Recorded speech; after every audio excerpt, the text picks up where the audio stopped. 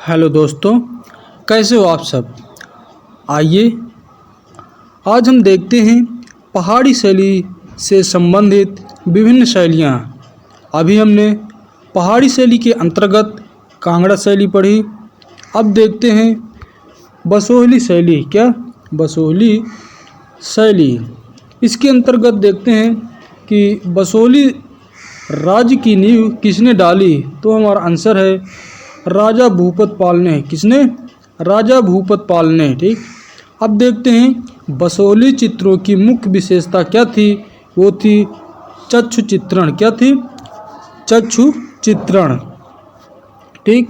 अब हम देखते हैं कि जम्मू शैली का विकसित रूप क्या है। क्या जम्मू शैली का विकसित रूप क्या है? तो वो है बसोहली शैली। क्या है?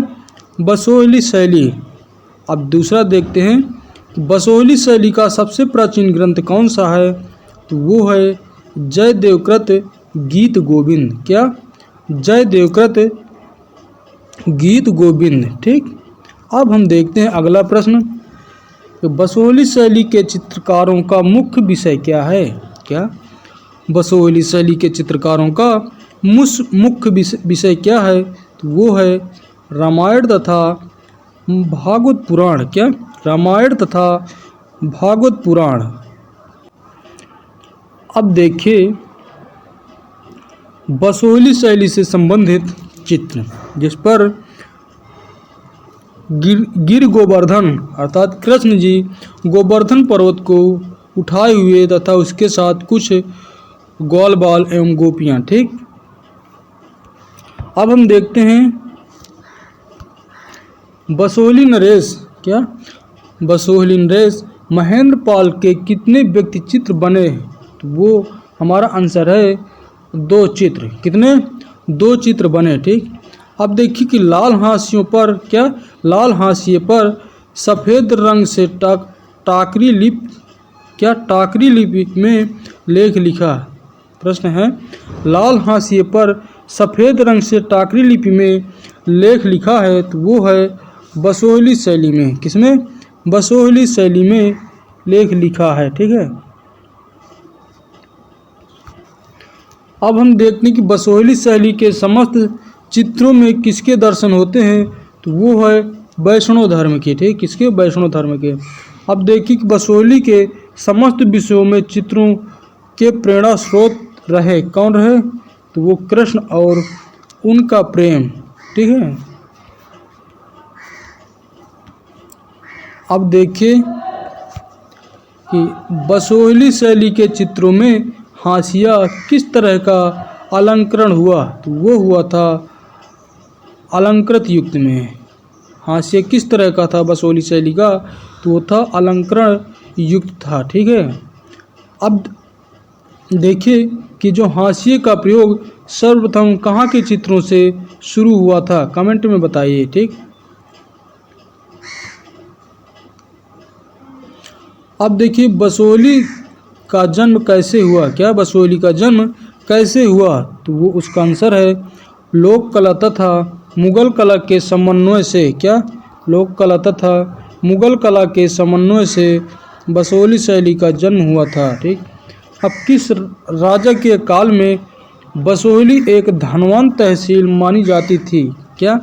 किस राजा के काल में बसोहली एक धनवान तहसील मानी जाती थी।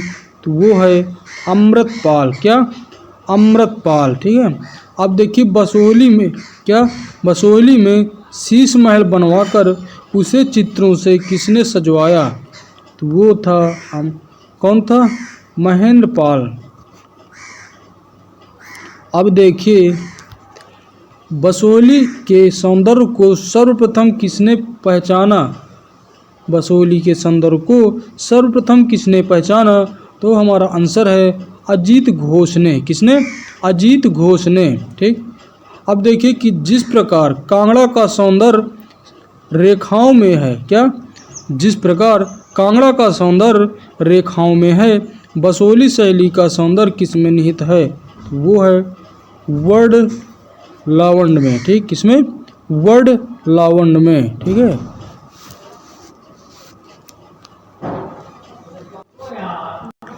अब हम देखते हैं कि स्वर्ण कीट की कतरन का प्रयोग चित्रों में मेवाड़ शैली के अतिरिक्त कहाँ हुआ? तो वो हुआ था बसोहली शैली में। किसमें? बसोहली में। अब देखते हैं कि किस चित्रावली की पुष्पिका दो विभिन्न शैलियों की प्रतियों के अंत में एक जैसी लिखी हुई मिलती है? क्या? किस चित्रावली की पुष्पिका दो विभिन्न शैलियों की प्रतियों के अंत में एक जैसी लिखी हुई मिलती है? तो वो है गीत गोविंद। क्या है? गीत गोविंद। ठीक है। अब देखिए बसोहली चित्र शैली में कौन से प्रभाव का प्रभुत्व है? तो वो है लोक शैली का। किसका? लोक शैली का। अब देखिए कि विष्णु के 10 अवतार, क्या विष्णु के 10 अवतार किस शैली में चित्रित है? तो वो है बसोहली शैली में। ठीक है। अब हम देखते हैं अगला जो प्रश्न है, बसोहली राज्य के अंतर्गत कितने ग्राम थे? क्या? बसोहली राज्य के अंतर्गत कितने ग्राम थे? तो 74 ग्राम थे, जो जसरौटा जिले की बसोहली तहसील के अंतर्गत आते हैं। जसरौटा जिला जम्मू की सीमा में है। क्या? जसरौटा जिला जम्मू की सीमा में है। ठीक है।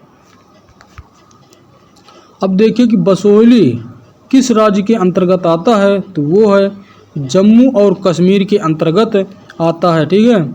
अब देखिए बसोहली का संस्थापक कौन था? तो वो भोगपाल। कौन था? भोगपाल। ठीक है। अब हम देखते हैं बसोहली का कला प्रेमी शासक कौन था?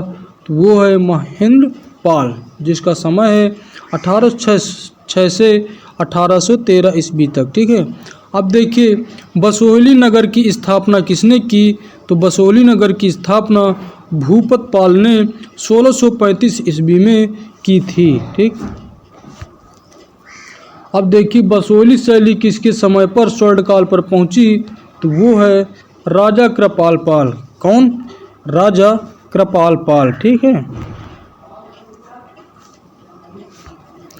अब देखिए कि बसोहली के चित्रकारों ने किस रंग में नायिका का चित्रांकन किया?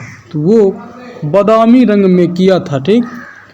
कानों से लटकते 2-3 बाल किस कला की मुख्य विशेषता है? तो वो है बसोहली की। किसकी? बसोहली की है। ठीक है। अब देखिए कि बसोहली के चित्र किस प्रकार के हैं? तो वो है अलंकारिक। कैसे हैं? अलंकारिक हैं। बसोहली का मुख्य विषय क्या था? तो बसोहली का जो मुख्य विषय है वो है भानुदत्त कृत रसमंजरी। ठीक है। अब देखिए कि बसोहली शैली का प्रथम चित्रित ग्रंथ कौन सा है? तो वो है जयदेवकृत गीत गोविंद। ठीक है। अब हम देखते हैं कि गीत गोविंद का चित्रांकन किसने किया? तो हमारा आंसर है मानकू ने। किसने? मानकू, जो कि महिला चित्रकार थी। ठीक है। अब देखिए मानकू का भाई कौन था? तो वो था नयन सुख। ठीक है। मानकू का पिता कौन था? तो पंडित सेमु था। अब हम देखते हैं कि कृपाल पाल का प्रिय ग्रंथ कौन सा था? तो वो है रसमंजरी। ठीक है। अब देखिए बसोहली के चित्रकारों ने कितने प्रकार की नायिकाओं का चित्रण किया है? तो 3 प्रकार की नायिकाओं का चित्रण किया है। कौन कौन सी? स्वकीय, परकीय और समान। ठीक। अब हम देखते हैं कि बसोहली शैली में किस रंग की प्रधानता है? तो बसोहली शैली में लाल रंग की प्रधानता है। ठीक है। अब देखिए गिरि गोवर्धन किस शैली का प्रसिद्ध चित्र है? तो गिरि गोवर्धन बसोहली शैली का प्रसिद्ध चित्र है। ठीक है। अब देखिए माखन चोर प्रसिद्ध चित्र किस शैली का है? क्या? माखन चोर प्रसिद्ध चित्र किस शैली का है? तो वो है बसोहली शैली का। किसका? बसोहली शैली का। ठीक है, अब देखिए ओखल बंधन चित्र किस शैली का है, तो ओखल बंधन चित्र बसोहली शैली का है। किसका? बसोहली शैली का है। अब हम देखते हैं कि बसोहली का माखन चोर चित्र कहाँ संग्रहित है, तो बसोहली का माखन चोर चित्र एनसीसी मेहता संग्रहालय में। कहाँ? एनसी मेहता संग्रहालय में, एनसी मेहता संग्रहालय में। नैनसुख कहाँ से बसोहली आया था, तो नैनसुख जम्मू से बसोहली आया था। मेरे साथियों आज इतना ही, अब हम मिलते हैं नए टॉपिक के साथ अगले दिन। अब बस आज इतना ही पढ़िए आप लोग। ठीक, ओके बाय, थैंक्स।